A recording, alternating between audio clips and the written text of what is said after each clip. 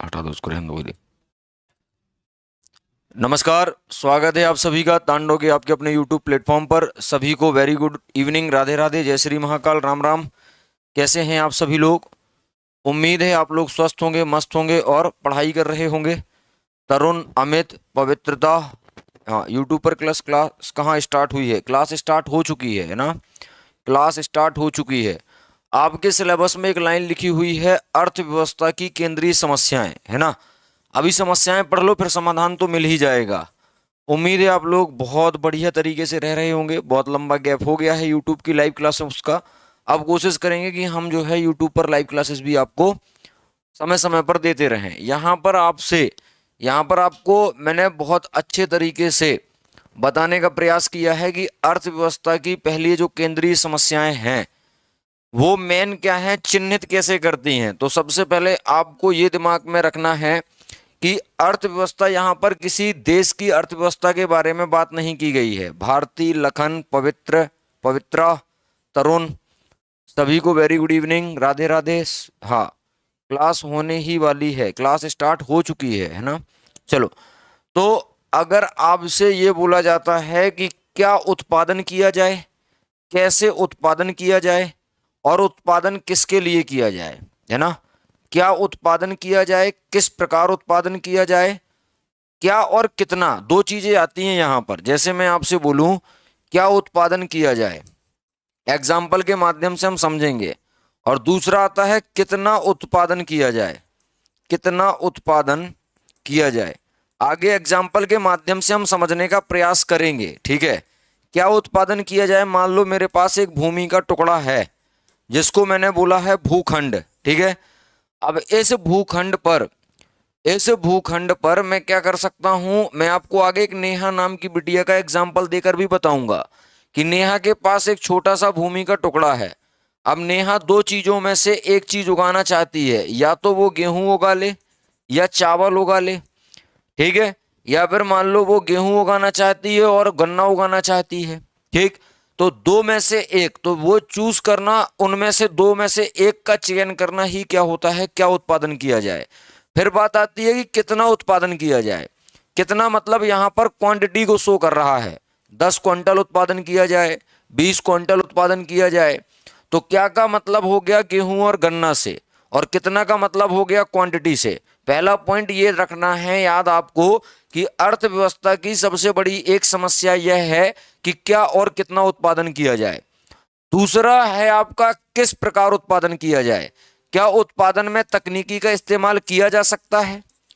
तो अगर तकनीकी का इस्तेमाल कर रहे हो तो तकनीकी प्रधान या प्रौद्योगिकी प्रधान हो जाएगा आपका उत्पादन, है ना?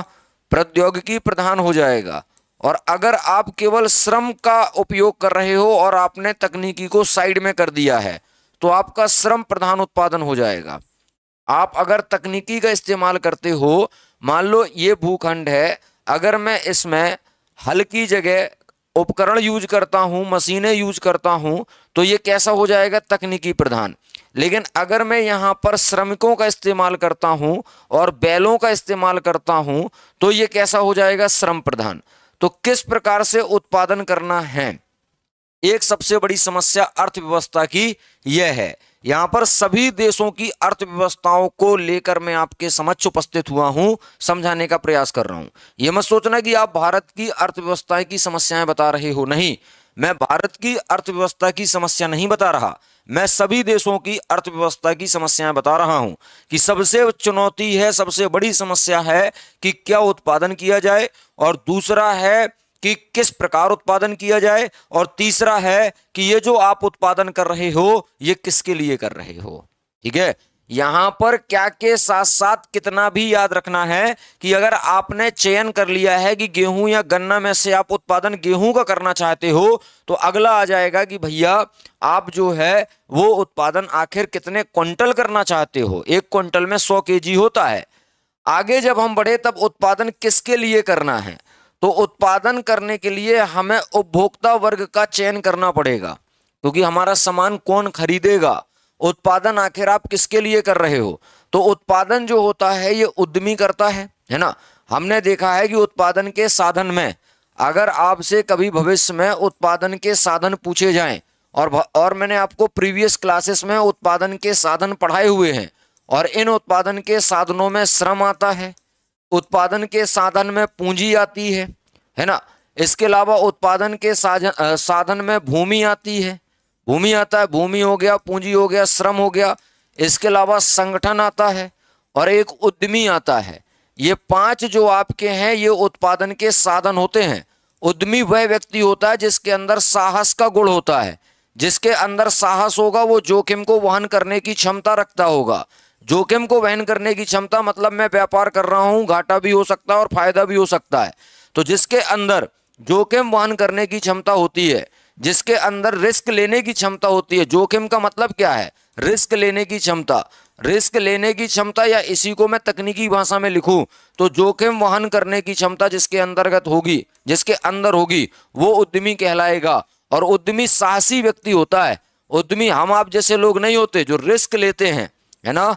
जो रिस्क लेते हैं वो उद्यमी होते हैं। अगर उत्पादन कर लिया और जो वस्तुओं का उत्पादन किया है, मान लो वो वस्तु बिकी ही ना, उसका विक्रय नहीं हुआ, वो सेल ही नहीं हुई, तो क्या होगा? उसको घाटा लग जाएगा, है ना, उसको घाटा लग जाएगा।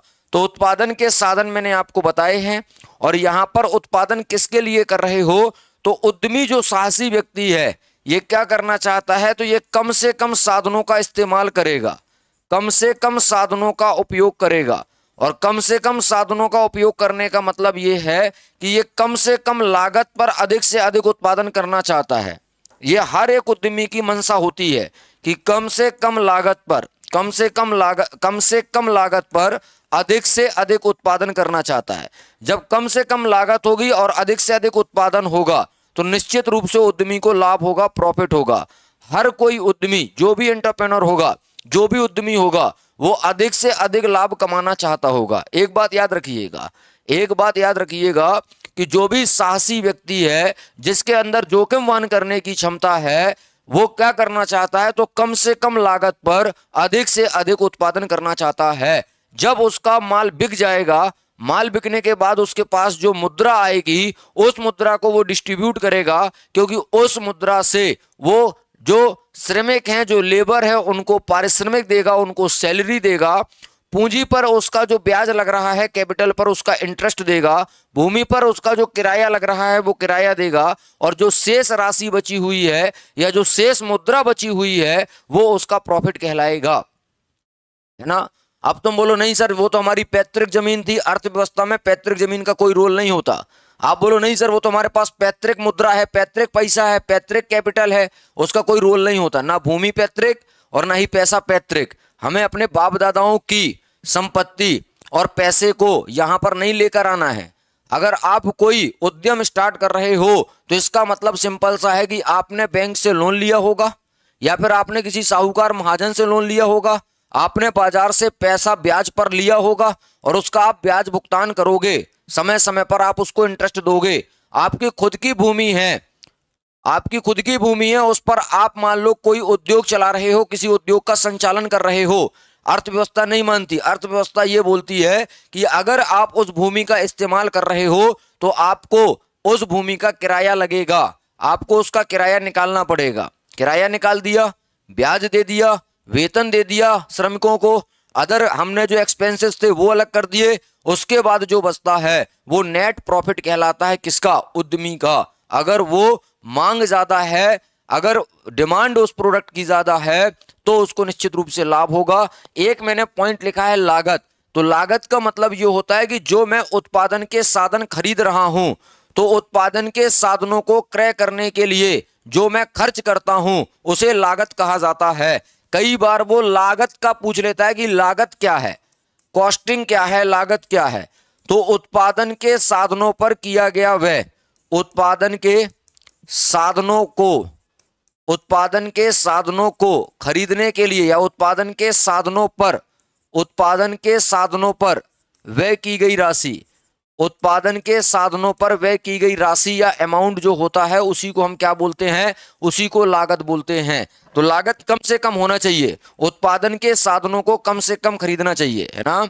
उत्पादन के साधनों पर कम से कम राशि खर्चा करनी चाहिए। लागत ज्यादा से ज्यादा नहीं होगी, वो लागत कम से कम होगी, लेकिन यहां पर आपसे उत्पादन ज्यादा से ज्यादा होगा, तभी आपको लाभ होगा। तभी आपको क्या होगा सर? तो तभी आपको लाभ होगा। आगे देखोगे तो समस्याएं क्यों उत्पन्न होती हैं अर्थव्यवस्था में, जो समस्याएं आ रही हैं ये क्यों आ रही हैं? ये वर्ग एक अर्थशास्त्र की क्लास चल रही है ना? वर्ग 3 की क्लास लग रही है क्या? तो वर्ग 3 की क्लास गोविंद जी जो है आपकी रात में 9 बजे होती है और शाम को 5 बजे होती है ना? 5 बजे सीडीपी की होती है और 9 बजे हिंदी की होती है, 8 बजे मैथ की होती है। तो यूट्यूब पर आपको सारे शेड्यूल मिल जाएंगे। यहां पर प्रॉब्लम्स जो क्रिएट होती हैं ये क्यों होती हैं? तो साधन सीमित हैं।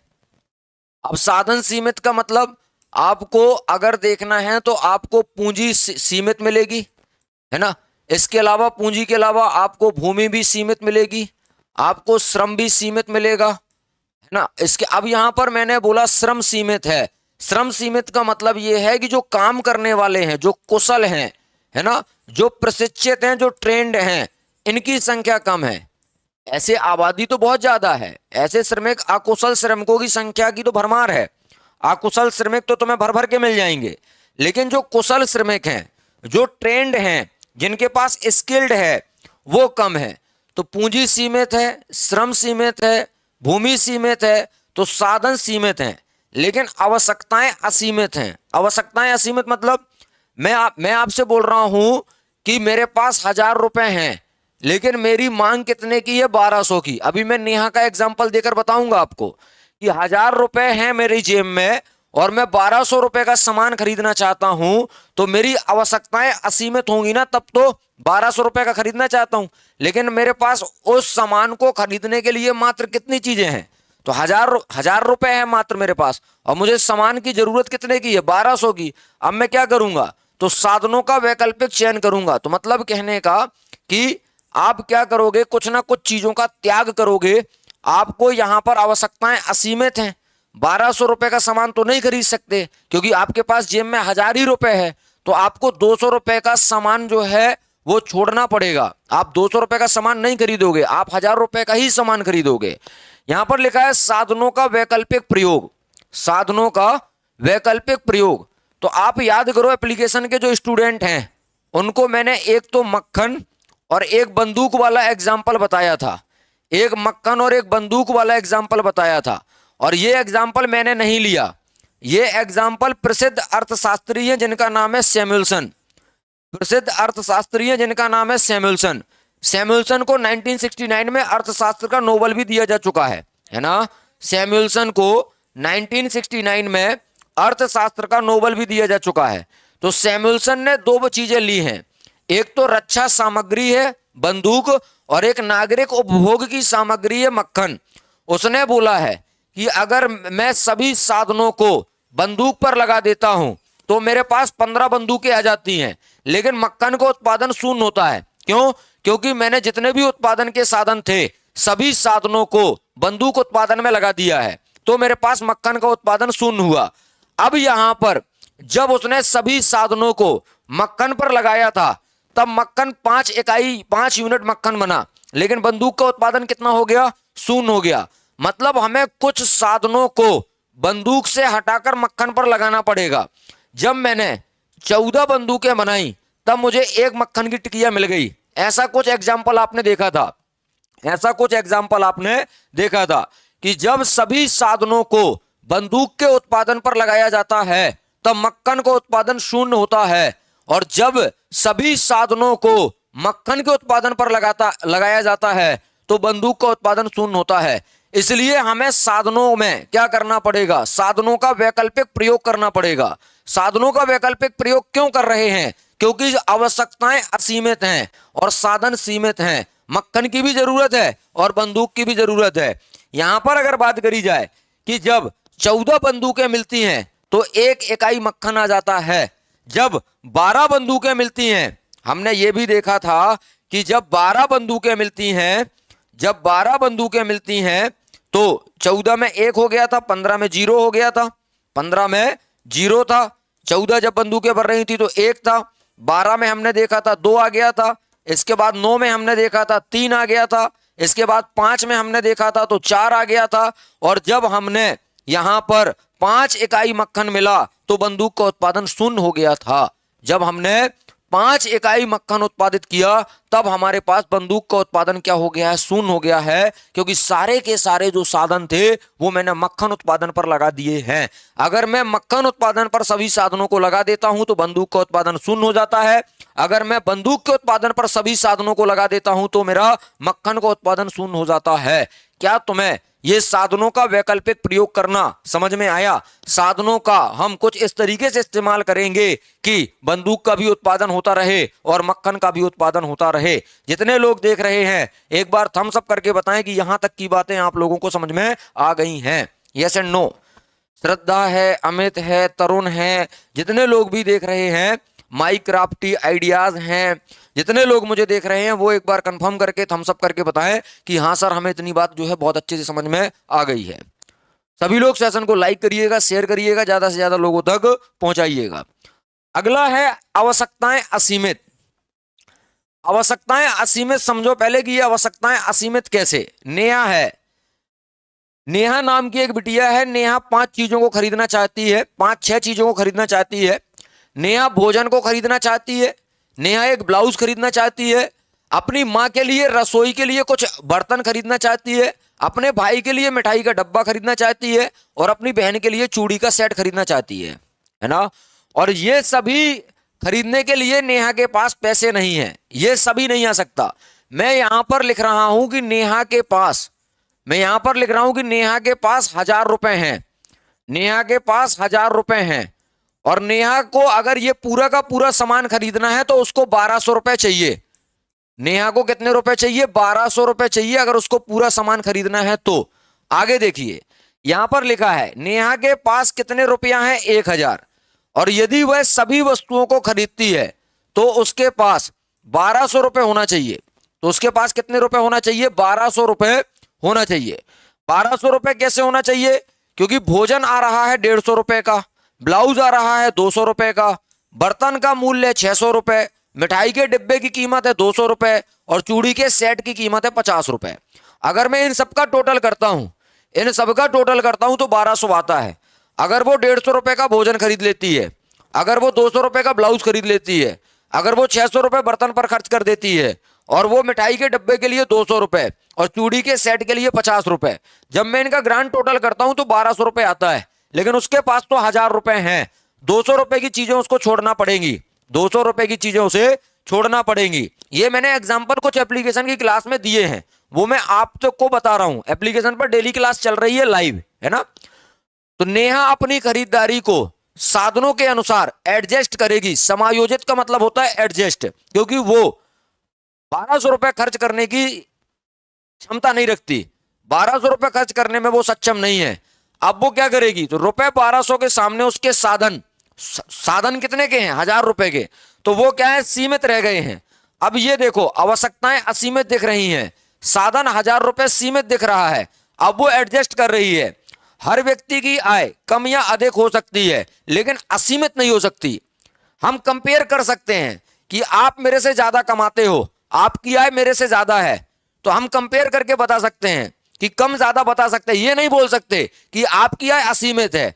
हाँ, आपकी आय मेरे से अधिक है, मेरी आय आपसे कम है, लेकिन आपकी आय असीमित नहीं है। यहां पर यह पॉइंट याद रखिएगा, ये एग्जामिनर पूछेगा।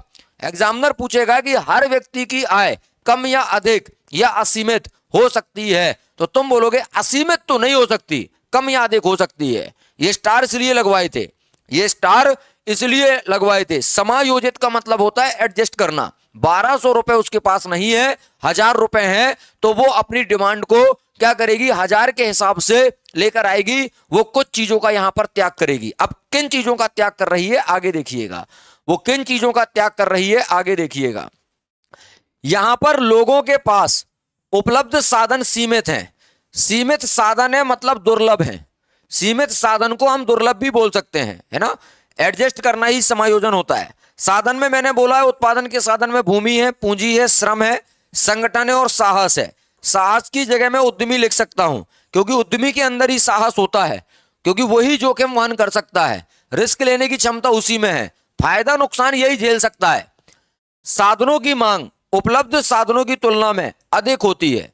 मतलब अगर बात करी जाए तो हमें इन चीजों की डिमांड ज्यादा है, हमें इन चीजों की डिमांड ज्यादा है। जैसे साधनों की मांग उपलब्ध साधनों की तुलना में अधिक होती है, कहने का मतलब सीधा सिंपल सा है कि आवश्यकताएं असीमित हैं और साधन सीमित हैं। आवश्यकताएं असीमित हैं, हम ज्यादा चीजें मांग रहे हैं, लेकिन हमें उतनी चीजें उपलब्ध हैं क्या? नहीं है। तुम आईफोन सोचते हो कि जो नया वर्जन लॉन्च होता है वो खरीद लें, लेकिन हमारे पास उतने पैसे नहीं होते, हम नहीं खरीद पाते, हम हमेशा एडजस्ट करते रहते हैं। ठीक, तो यहां पर लिखा है साधन की मांग हमेशा ज्यादा रहती है, लेकिन उपलब्ध साधन हमेशा कम रहते हैं। आज अगर आप किसी घर में रहते हो तो आपने बंगलों का सपना देखा होगा, आपने विला का सपना देखा होगा। अगर आपके पास कोई लग्जरी कार है तो आप उससे भी लग्जरी कार खरीदना चाहते होगे, आप सोचते होगे वोल्वो टाइप में खरीद लूं, है ना। अगर आपके पास मर्सिडीज ऑडी है फिर भी आप उससे संतुष्ट नहीं होगे, आप सोच रहे होगे कि मैं वोल्वो खरीद लूं। मर्सिडीज ऑडी है, आप वो उपलब्ध है, लेकिन आप डिमांड किसकी कर रहे हो? वोल्वो की डिमांड कर रहे हो। तो ये जो डिमांड है ये कभी खत्म नहीं होगी, लेकिन जो उपलब्ध साधन है वो हमेशा सीमित रहेंगे, मतलब वो आपके पास हमेशा कम रहेंगे। तो उपलब्ध जो साधन है वो कम होते हैं हमेशा, साधनों की मांग हमेशा आप लोग करते रहते हो, साधनों की मांग, क्योंकि जो चीज उपलब्ध होती है उसकी इज्जत नहीं होती। आपके पास मर्सिडीज ऑडी है, आप उसकी इज्जत नहीं करोगे, लेकिन आपके पास अभी वोल्वो नहीं है तो वोल्वो की डिमांड कर रहे हो तो उसकी इज्जत करोगे आप। साहसी व्यक्ति होता है, जोखिम वहन करने की क्षमता होती है, उद्यमी कहलाता है। यह भी मैंने आपको बता दिया। आगे जब हम बढ़े तो मैंने बोला साधनों का वैकल्पिक प्रयोग करना है। नेहा ने मां के लिए रसोई घर के लिए 600 रुपए के बर्तन खरीद लिए। नेहा ने 600 रुपए के बर्तन खरीद लिए। अब बचे 400 रुपए। 400 में से उसने एक मिठाई का डब्बा खरीद लिया और उसने क्या कर लिया है? ब्लाउज खरीद लिया है, क्योंकि मिठाई का डब्बा भाई के लिए है और भाई के लिए जो मिठाई का डब्बा खरीदा है वो 200 रुपए का है और ब्लाउज भी 200 रुपए का है। तो उसके 1000 रुपया खत्म, 1000 रुपया खत्म। अब वो ना तो भोजन खरीद पाई और ना अपनी बहन के लिए चूड़ी का सेट खरीद पाई। ऐसा क्यों? क्योंकि उसके पास साधन सीमित थे, उसके पास मात्र 1000 रुपए थे, इसलिए वो दो चीजें नहीं खरीद पाई है, ना तो चूड़ी का सेट खरीद पाई है और ना ही भोजन खरीद पाई है। आगे जब हम बढ़े तब हमने देखा कि एक मेरे पास भूखंड है, यहां पर लिखा है कि आप क्या उत्पादन करना चाहते हो। यहां पर इसका मतलब है क्या उत्पादन करना चाहिए, है ना, क्या उत्पादन करना है। दूसरा चयन होगा कितना उत्पादन करना है। एक मेरे पास भूमि का टुकड़ा है, अब इस भूमि के टुकड़े का कई तरीके से यूज हो सकता है। या तो मैं यहां पर एग्रीकल्चर कर लूं, या फिर मैं यहां पर एक हॉस्पिटल बना लूं, या फिर मैं यहां पर स्कूल बनवा लूं, या फिर मैं एक छोटा सा उद्योग लगाकर टोकरी बनाऊं, सब्जी बेचूं, खेत को जोतकर वहां पर कृषि करूं। बहुत सारी चीजें हैं, है ना, बहुत सारी चीजें हैं। तो साधनों का वैकल्पिक प्रयोग, यह समस्या हर अर्थव्यवस्था में देखने को मिलती है। ऐसा नहीं है कि केवल भारत की अर्थव्यवस्था में है, हर जगह ये है। चाहे वो अर्थव्यवस्था गरीब हो, चाहे वो अर्थव्यवस्था अमीर हो, चाहे वो अर्थव्यवस्था अविकसित हो और चाहे वो अर्थव्यवस्था विकसित हो, है ना, हर एक अर्थव्यवस्था की यह समस्या है कि उसके पास साधन सीमित हैं। और अगर भूखंड का टुकड़ा है तो इस भूखंड में बहुत सारे ऑप्शन हैं कि मैं उस पर एग्रीकल्चर या फिर स्कूल या फिर कॉलेज या फिर हॉस्पिटल या फिर मैं एक छोटा सा उद्यम लगाऊं या फिर सब्जी का ठेला लगाऊं, सब्जी बेचूं, टोकरी बनाने के लिए एक उद्योग स्थापित करूं, महिलाओं को बुलाऊं, श्रमिकों को बुलाऊं और बोलूं कि तुम टोकरी बनाओ, मैं उसको बेचूंगा। इस भूखंड का कुछ इस तरीके से इस्तेमाल हो सकता है। साधनों की सीमितता ही हमें चयन पर विवश करती है, चयन करना पड़ेगा। नेहा के पास 1000 रुपए थे और वह अनेक वस्तुओं का क्रय करना चाहती थी, लेकिन वह नहीं कर पाई। उसने कुछ इच्छित वस्तुओं का चयन करा और अब वह इच्छित वस्तुएं जब वो खरीदेगी, इच्छित वस्तुएं जो इसकी इच्छा थी उन वस्तुओं को जब वो खरीदेगी तो उसको संतुष्टि मिलेगी, है ना। इच्छित वस्तुओं को जब वो अपनी माँ को रसोई घर के लिए बर्तन देगी 600 रुपए के खरीद कर तो उसको संतुष्टि मिलेगी। जब वो अपने भाई को मिठाई का डब्बा देगी 200 रुपए का तब उसको संतुष्टि मिलेगी। तो उसने ऐसी चीजों को खरीदा है जिसमें उसे ज्यादा संतुष्टि मिल रही थी। उसने वहां पर संतुष्टि का स्तर देखा है। संतुष्टि का स्तर ही उपयोगिता है, संतुष्टि का स्तर ही यूटिलिटी है। ये आप पढ़ चुके हो। आपने जब वर्ग 2 की चयन परीक्षा दी तब आपकी 19वीं यूनिट में, यूनिट नंबर 19 में उपयोगिता दिया हुआ था। है ना। यूनिट नंबर 19 में उपयोगिता दिया हुआ था, उपभोक्ता व्यवहार, कंज्यूमर बिहेवियर में हमने ये देखा था। तो यहां पर वो अपनी संतुष्टि के लिए, वो अपनी इच्छाओं को संतुष्ट करने के लिए माँ को 600 रुपए के बर्तन गिफ्ट कर रही है, भाई को 200 रुपए का मिठाई का डब्बा गिफ्ट कर रही है और एक ब्लाउज अपने लिए खरीद रही है। वो बहन के लिए चूड़ी का सेट नहीं खरीद रही है और इसके अलावा उसने 150 रुपए की एक वस्तु का और त्याग किया है जिसका नाम है भोजन, वो भी उसने त्याग कर दिया है। यहां पर लिखा भी होगा बर्तन 600 के, मिठाई 200 की, ब्लाउज 200 का। इससे उसका संतुष्टि का स्तर हाई है। और यहां पर चूड़ी का सेट और भोजन नहीं खरीद पा रही, तो यहां पर उसका संतुष्टि का स्तर लो है। दुर्लभता ही व्यक्तियों को अपने साधनों का सर्वोत्तम उपयोग करने के लिए विवश करती है। दुर्लभता मतलब होता है कमी, है ना। वो चीज बहुत दुर्लभ है। अब इसके लिए दुर्लभ दो चीजें हो गई, एक तो चूड़ी का सेट दुर्लभ हो गया और भोजन दुर्लभ हो गया। क्यों? क्योंकि साधन सीमित थे। साधन सीमित ना होते, मतलब 1000 की जगह अगर 1200 होते तो ये चूड़ी का सेट भी खरीद लेती और ये भोजन भी खरीद लेती। साधनों के सर्वश्रेष्ठ उपयोग को ही साधनों की मितव्ययिता कहा जाता है। हमने इनमें से किसको चुना? साधनों के सर्वश्रेष्ठ उपयोग को ही साधनों की मितव्ययिता कहा जाता है। जैसे मैं एक दिन में एनर्जी के साथ 6 लेक्चर ले सकता हूं, तो मैं 6 लेक्चर एनर्जी के साथ लूं तो मैं एक साधन हूं, मैं एक श्रमिक हूं। और मैं अगर 6 लेक्चर अच्छे से एनर्जी से ले रहा हूं तो ये साधन जो मैं हूं, श्रमिक रूपी जो साधन है, इसको बोलेगा साधनों का मितव्ययिता। क्योंकि मैंने अपना 100% दिया है, मेरा सर्वश्रेष्ठ उपयोग हुआ है, मेरा सर्वोत्तम उपयोग हुआ है। मैं 6 लेक्चर एनर्जी के साथ ले सकता था, मैंने लिए। मैंने 5 नहीं लिए, मैंने 4 नहीं लिए। मैं अगर 8 घंटे काम कर सकता हूं तो 8 घंटे काम अगर मैं ईमानदारी से कर रहा हूं, है ना, तो ये मेरा साधनों का सर्वश्रेष्ठ या सर्वोत्तम उपयोग कहलाएगा। इसी को साधनों की मितव्ययिता कहा जाता है। और जैसे मैं एक मान लो भूमि का टुकड़ा है ना, एक भूखंड है, उस पर मैंने मान लो एक स्टूडियो बनाया ऑनलाइन कोचिंग के लिए। उसमें मैंने पॉडकास्ट रूम भी बनाया, इंटरव्यू रूम भी बनाया, 3 स्टूडियो 4 स्टूडियो भी बना लिए, कंटेंट टीम को बिठाने के लिए एक R&D डिपार्टमेंट बना दिया, है ना, इन्वर्टर बैटरीज रखने के लिए एक छोटा सा, RO वाटर रखने के लिए एक छोटा सा, अलग अलग मैंने उसको डिपार्टमेंट या अलग अलग उसके मैंने क्या बना दिए, एरियाज बना दिए, है ना, अलग अलग एरियाज मैंने बना दिए। तो साधनों का अगर मैं सर्वश्रेष्ठ उपयोग करता हूं तो इसे ही साधनों की मितव्ययिता कहा जाता है। अगला, यहां पर मैं कुछ इस तरीके से आपको प्रैक्टिस भी करवाता हूं क्लास खत्म होने के बाद कि भैया इतना तुमने पढ़ लिया, अब तुम ये बताओ तुम क्या सीखे। तो यहां पर साधन दुर्लभ है, सत्य असत्य में पूछता हूं, तो तुमने बोला यस। मैंने बोला आवश्यकताएं असीमित हैं, तुमने बोला असत्य। क्यों? क्योंकि मानवीय आवश्यकताएं असीमित हैं, आवश्यकताएं असीमित नहीं है, मानव की आवश्यकताएं असीमित हैं। आगे चलकर मैं लिखूंगा कि मानवीय आवश्यकताएं असीमित हैं, पर यहां पर मैं सत्य लिखूंगा। अगर कभी आपसे पूछा जाए क्या केवल आवश्यकताएं असीमित होती हैं, तो जवाब होगा नहीं। लेकिन अगर आपसे पूछा जाए क्या मानवीय आवश्यकताएं असीमित हैं, तो होगा जवाब हाँ, मानव की आवश्यकताएं असीमित हैं, आवश्यकताएं असीमित नहीं है। साधनों का वैकल्पिक प्रयोग होता है, बिल्कुल सही बात है। दुर्लभता समस्या उत्पन्न करती है, ऐसा कुछ जरूरी नहीं है। दुर्लभता तो साधनों के लिए है, साधनों की कमी ही दुर्लभता है। अगर साधनों की कमी ही नहीं होगी तो दुर्लभता भी नहीं होगी, साधन दुर्लभ ही नहीं होंगे। साधनों की मितव्ययिता का अर्थ है साधनों में कृपणता, कंजूसी, गलत बात है, ये असत्य लिखा होगा, है ना। यहां पर भूमि उत्पादन का साधन है, भूमि जो है ये उत्पादन का साधन है, हाँ, पूंजी उत्पादन का साधन है, हाँ, श्रम उत्पादन का साधन है, हाँ, संगठन उत्पादन का साधन है, हाँ, साहस उत्पादन का साधन है, हाँ। साहस को ही हम उद्यमी बोल सकते हैं, बिल्कुल बोल सकते हैं। यदि मांग उनकी उपलब्धता से कम हो, मांग जो है उपलब्धता से कम है, मांग कैसी है, उपलब्धता से कम है, तो साधन दुर्लभ होंगे। यह बात गलत है। मांग कैसी होनी चाहिए, मांग उपलब्धता से अधिक होनी चाहिए। जब मांग ज्यादा होगी तभी तो साधन दुर्लभ होंगे, है ना। और जब मांग कम है तो साधन दुर्लभ नहीं होंगे। यहां पर यह गलत बात लिखी है, यदि मांग उनकी उपलब्धता से कम हो, कम की जगह आना चाहिए अधिक, तब यह सेंटेंस सत्य होगा। अगला, केवल उत्पादक को ही आर्थिक समस्याओं का सामना करना पड़ता है, ऐसा नहीं है।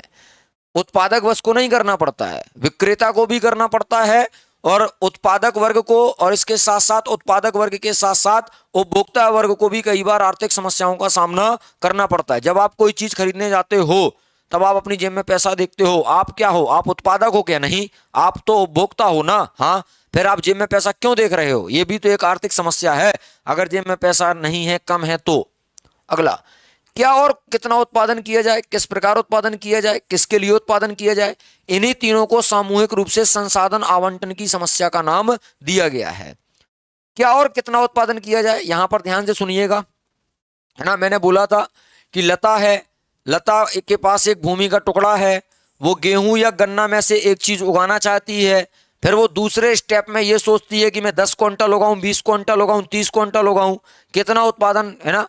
तो साधनों का प्रयोग जो होता है उपभोक्ता वस्तुएं बनाने के लिए, उत्पादक वस्तुएं बनाने के लिए। जैसे मैंने गेहूं से आटा बनाया, अब आटा जो जाएगा वो बेकरी उद्योग में जाएगा, वो बेकरी उद्योग में जाएगा। कई बार मेरा गेहूं डायरेक्ट बिक जाएगा, कई बार मेरा गेहूं डायरेक्ट बिक जाएगा, कई बार मुझे आटा बनाकर बेकरी उद्योग में बेचना पड़ेगा, और बेकरी उद्योग वाला ब्रेड बनाएगा, बन बनाएगा, पाव बनाएगा, और वो सैंडविच की दुकान वालों को बेचेगा, वो दुकान वाले खरीदेंगे। तो उत्पादक वस्तुएं भी बना सकता हूं, उत्पादक वस्तुओं में आटा आ जाएगा, है ना, और डायरेक्ट उपभोक्ता वस्तुएं भी बना सकता हूं। सीधा मैं ब्रेड बना लूंगा, ब्रेड का कंजम्पशन डायरेक्ट होता है, लेकिन आटे से ब्रेड बनता है। तो आटा जो है ये उत्पादक वस्तु है, और उपभोक्ता वस्तु ब्रेड है, क्योंकि इसका डायरेक्ट हम उपयोग करेंगे, उपभोग करेंगे। वैकल्पिक रूप में विलासिता वस्तुएं, है ना, बीड़ी, सिगरेट, तंबाकू, शराब का निर्माण करना। इसके अलावा जन साधारण के लिए उपयोगी वस्तुएं, है ना, जन साधारण के लिए उपयोगी रोटी, कपड़ा है जैसे। इसके अलावा किसी अर्थव्यवस्था को सैन्य सामग्री की आवश्यकता होती है, तो किसी अर्थव्यवस्था को नागरिक उपभोग की आवश्यकताओं की, मतलब नागरिक उपभोग सामग्री की आवश्यकता होती है। जैसे अगर मैं बात करूं, रूस और यूक्रेन के बीच में युद्ध हो रहा है, तो रूस और यूक्रेन वाले तो बंदूक को चाहेंगे कि उनको बंदूक चाहिए। ये अर्थव्यवस्थाओं पर डिपेंड करता है, अर्थव्यवस्था उस समय क्या मांग रही है ये डिपेंड करता है। तो जैसे बंदूक का उत्पादन होगा, ठीक, नागरिकों, भारत की जनसंख्या अधिक है, भारत में बीपीएल वाले, बिलो पॉवर्टी लाइन वाले ज्यादा हैं, तो बिलो पॉवर्टी वाले लाइन, बिलो पॉवर्टी गरीबी रेखा से नीचे वाले ज्यादा हैं, तो यहाँ पर हमें उनको 5 किलो अनाज देना है, तो फिर हमें गेहूं चावल का उत्पादन ज्यादा करना पड़ेगा, है ना। हमें बटर की आवश्यकता होगी, मक्खन की आवश्यकता होगी, ब्रेड की आवश्यकता होगी। ये नागरिक उपभोग की वस्तुएं हैं, के उत्पादन के बीच चयन करना पड़ सकता है। तो अर्थव्यवस्था में किस चीज का उत्पादन करना चाह रहे हो, अर्थव्यवस्था में किस चीज का उत्पादन करना चाह रहे हो, ये आप यहां पर देख सकते हो कि मैं साधनों का प्रयोग करके उपभोक्ता वस्तुएं भी बना सकता हूं, उत्पादक वस्तुएं भी बना सकता हूं, विलासिता की वस्तुएं भी बना सकता हूं, जनसाधारण के उपयोग की वस्तुएं भी बना सकता हूं, और मैं ये भी देख सकता हूं कि किस अर्थव्यवस्था को सैन्य सामग्री की आवश्यकता है, नागरिक उपभोग की आवश्यकता है। इतनी बात समझ में आ गई हो तो थम्स अप करो, इतनी बात समझ में आ गई हो तो थम्स अप करके बताओ फटाफट से कि हाँ सर, हमें इतनी बात बहुत अच्छे से समझ में आ गई है। अगर कोई दुख, दर्द, तकलीफ, समस्या, परेशानी हो तो पूछ सकते हो। क्या आपको उत्पादक वस्तुएं समझ में आई? क्या आपको उपभोक्ता वस्तुएं समझ में आई? उत्पादक वस्तुएं आटा है, आटा से क्या बनाओगे? ब्रेड, है ना, आटा से बहुत सारी चीजें बन सकती हैं, आटा से बनाओगे चपाती। उपभोक्ता वस्तुएं कैसी हैं? जिसका डायरेक्ट, है ना, डायरेक्ट कंजम्पशन करो, ब्रेड डायरेक्ट खाओगे तुम, तो ये उपभोक्ता वस्तु हो गई।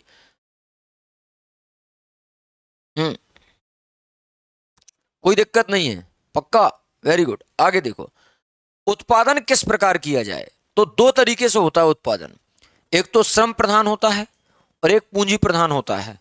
श्रम प्रधान में पूंजी की अपेक्षा श्रम की अधिकता होती है, और पूंजी प्रधान में श्रम की अपेक्षा पूंजी की अधिकता होती है।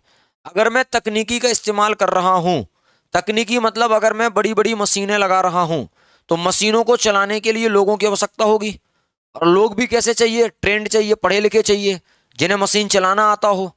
तो मशीन चलाने वाले की सैलरी ज्यादा होगी, मशीन की लागत भी होगी, मशीन को खरीदने के लिए भी पैसा चाहिए।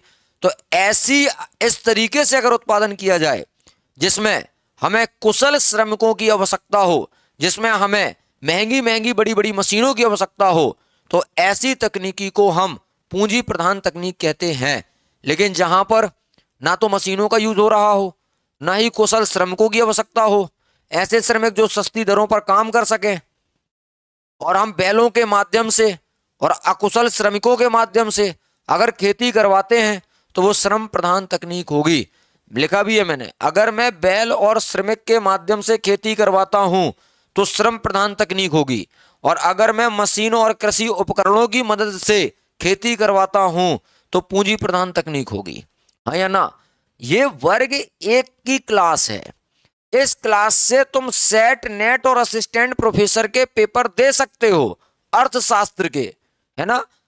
तुम्हें पता नहीं क्या पढ़ाया जाता है, सिलेबस में क्या लिखा रहता है और लोग क्या पढ़ाते रहते हैं। अकॉर्डिंग टू सिलेबस पढ़ो, अकॉर्डिंग टू एनसीईआरटी पढ़ो, आसान आसान से उदाहरण के माध्यम से समझो, अर्थशास्त्र हलवा लगने लगेगा। बहुत आसान सब्जेक्ट है सर। प्रत्येक उत्पादक कम से कम लागत में अधिक से अधिक उत्पादन करके लाभ कमाना चाहता है। जैसे मैंने यहां पर तो एक एग्जाम्पल कृषि का ले लिया था, मैंने यहां पर एक एग्जाम्पल तो कृषि का ले लिया था। अब मैं यहां पर एक एग्जाम्पल ले लेता हूं कॉटन मिल का, वस्त्र उद्योग का। अब इस वस्त्र उद्योग में मैं अगर कपड़े को हथकरघा से बनाता हूं, अगर मैं वस्त्र उद्योग में जो कपड़ा बना रहा हूं वो हथकरघा से बना रहा हूं, हथकरघा से बनाऊंगा तो ये श्रम प्रधान के अंतर्गत आएगा। अगर बिजली से चलने वाली मशीनों से बनाऊंगा, क्योंकि बिजली से चलने वाली मशीन के लिए मुझे पैसा चाहिए मशीन खरीदने के लिए, और उस मशीन चलाने वाले को मुझे वेतन भी बड़ी रकम, मोटी रकम देनी पड़ेगी। तो ये कैसी हो जाएगी? पूंजी प्रधान तकनीक। तो उत्पादन किस प्रकार किया जाए, इसमें 2 टाइप की चीजें आती हैं, एक श्रम प्रधान, एक पूंजी प्रधान। श्रम प्रधान में हमें पूंजी पर ज्यादा फोकस नहीं करना, हमें श्रम पर फोकस करना है। श्रम में हमें जो श्रमिक मिलते हैं वो अकुशल मिलेंगे तो चलेगा, वो अकुशल मिलेंगे तो चलेगा, और मशीनों की आवश्यकता नहीं होती है। यहां पर हम बैलों के माध्यम से भी कृषि करवा सकते हैं, हथकरघा से भी हम कपड़े बनवा सकते हैं। लेकिन जब मैं पूंजी प्रधान की बात करूंगा तो वहां पर मशीनें भी होंगी, वहां पर मशीनों के माध्यम से कल्टीवेटर, सीड ड्रिल के माध्यम से मैं खेती करवाऊंगा, और यहां पर मैं स्प्रिंगलेटर और ड्रिपिंग जैसी इरिगेशन मेथड का यूज करूंगा, सिंचाई पद्धतियों का यूज करूंगा, और उसके लिए मुझे पैसे की आवश्यकता होगी। तो यहां पर श्रम की अधिकता नहीं है पूंजी वाले में, यहां पर पूंजी चाहिए, पैसा चाहिए। सर आपके साथ इकोनॉमिक्स पढ़ने में मजा आता है और अब बनने भी लगा है। वेरी गुड श्रद्धा। आगे देखो, लागत क्या है? मैंने बोला था साधनों को खरीदने के लिए किया गया जो खर्चा है।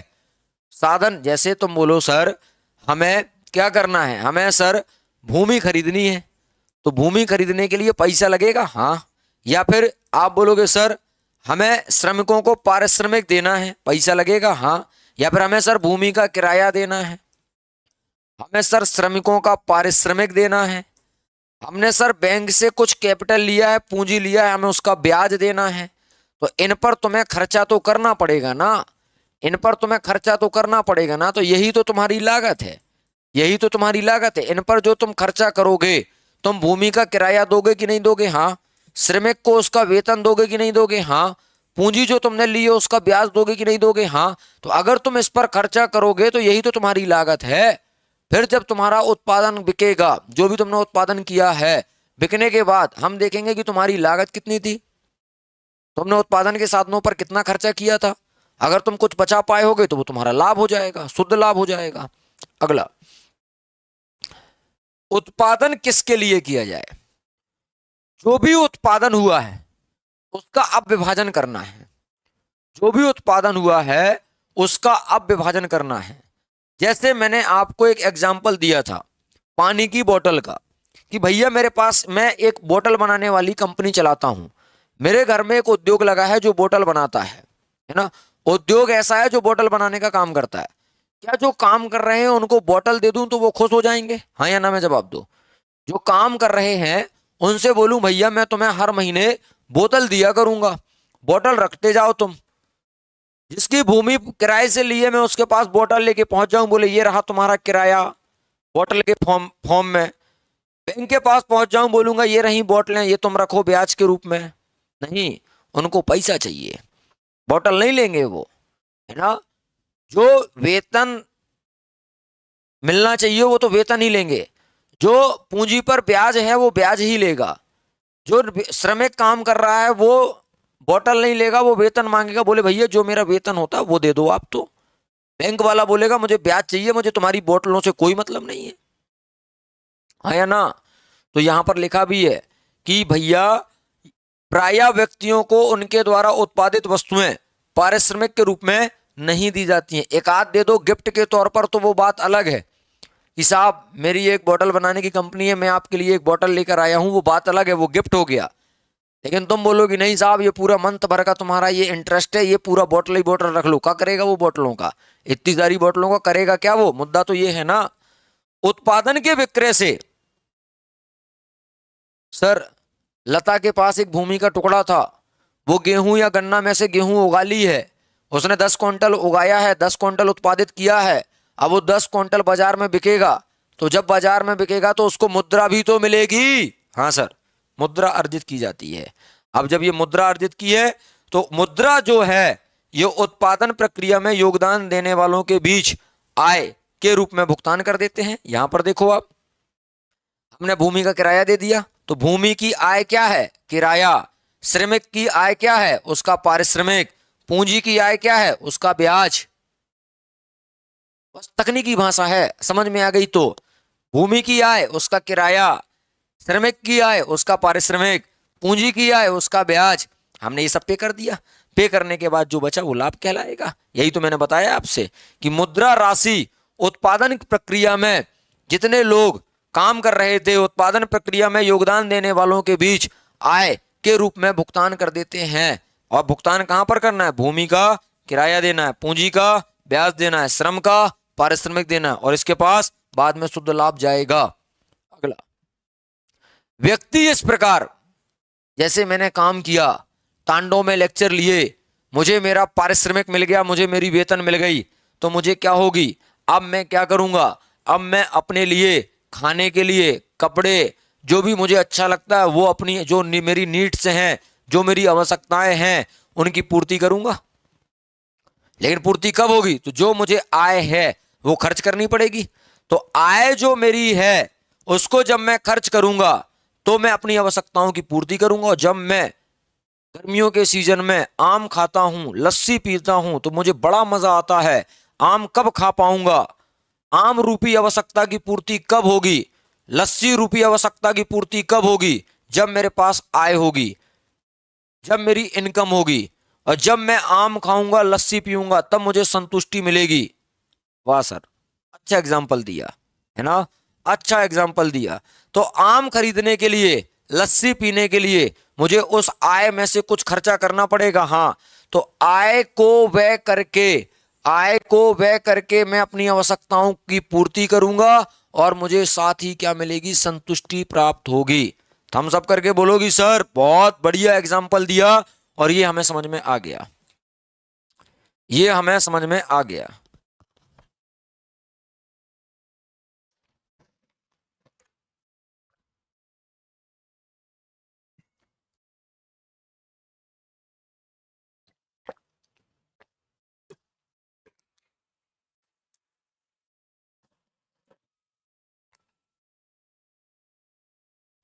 आगे देखो, किस उत्पादन के साधन को कितना प्रतिफल, प्रतिफल को ही पारिश्रमिक, श्रमिक को उसकी मजदूरी दी जाएगी या उसका पारिश्रमिक दिया जाएगा या उसको वेतन दिया जाएगा। ठीक, भूमि का किराया होगा, पूंजी पर ब्याज लगेगा, तो श्रमिक की आय उसका पारिश्रमिक है, भूमि का आय उसका किराया है, और पूंजी का आय उसका ब्याज है। ये पूंजी जो है ये भी तो कमा रही है, भूमि भी तो कमा रही है, श्रमिक भी तो कमा रहा है। हाँ सर, आगे देखिए, बता चुका हूं ये सारी चीजें। उत्पादन की श्रम प्रधान तकनीक का अर्थ है। अब मुझे बताओ इसका आंसर फटाफट से। एमसीक्यू भी करवाता हूं मैं एप्लीकेशन पर। जब मेरी थ्योरी कंप्लीट होती है तो मैं आप लोगों को रिवीजन मेथड का यूज करते हुए कि आप लोग किस तरीके से रिवीजन करोगे, तो इस तरीके से कुछ सवाल बनाकर बताता हूं कि उत्पादन की जो श्रम प्रधान तकनीक है उत्पादन की जो श्रम प्रधान तकनीक है, इसका अर्थ क्या है? आपसे यह पूछा गया कि उत्पादन में केवल श्रम का प्रयोग, या उत्पादन में केवल श्रम का ही अस्तित्व होता है, या आवश्यक वस्तुओं के उत्पादन की तकनीक है, या वस्तुओं के उत्पादन में पूंजी की अपेक्षा ढूंढना है। वहां पर अपेक्षा का मतलब पूंजी को साइड में कर दो और श्रम का अधिक प्रयोग कर दो। तो option number 4 is the right answer. और अब मैं अगर यहां पर श्रम प्रधान की जगह पूंजी प्रधान लिखता, अगर मैं यहां पर पूंजी प्रधान तकनीक लिखता, पूंजी प्रधान तकनीक लिखता, तो पूंजी प्रधान तकनीक में पता है मैं क्या करता?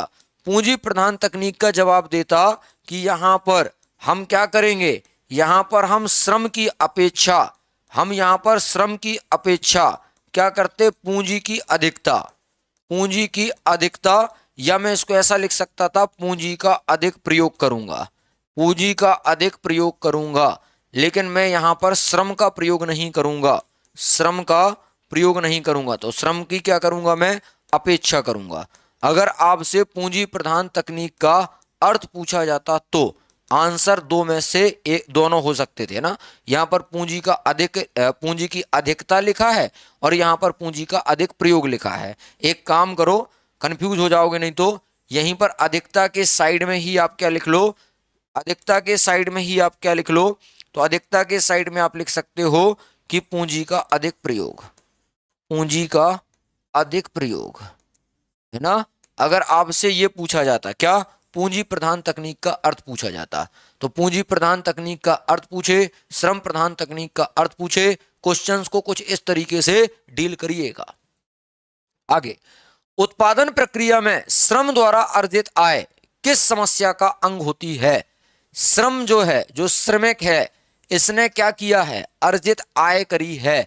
तो मैंने आपको बोला था कि जो उत्पादन हुआ है, जो उत्पादन हुआ है ना, यहां पर देखो वितरण से, या इसका संबंध उत्पादन के विभाजन से है। उत्पादन किसके लिए किया जाए? जब उत्पादन कर रहे हो तो जो उत्पादित कर रहा है या उत्पादन प्रक्रिया में जो साधन लगे हुए हैं उनको हमें कुछ ना कुछ तो देना पड़ेगा, फ्री में कोई काम नहीं करता। तांडव वाला मेरे से बोले कि तुम लेक्चर लेते रहो फ्री में, मैं नहीं लूंगा, 2-4 दिन व्यवहार में ले लूंगा, उसके बाद नहीं लूंगा, उसके बाद बोलूंगा पैसा चाहिए साहब, सीधा सिंपल सा है, ठीक है। तो यहां पर यही बात लिखी है कि श्रम द्वारा जो अर्जित आय है वो किसका अंग है, तो आप बोलोगे उपर्युक्त में से कोई नहीं, आप बोलोगे उपर्युक्त में से कोई नहीं। क्यों? क्योंकि श्रम द्वारा जो अर्जित आय है ये किसका पार्ट है? उत्पादन किसके लिए किया जाए। और यहां पर ऑप्शन में है क्या? है तो सही, है तो किसके लिए उत्पादन किया जाए, यस, इसमें है तो सही तीसरा वाला, किसके लिए उत्पादन किया जाए।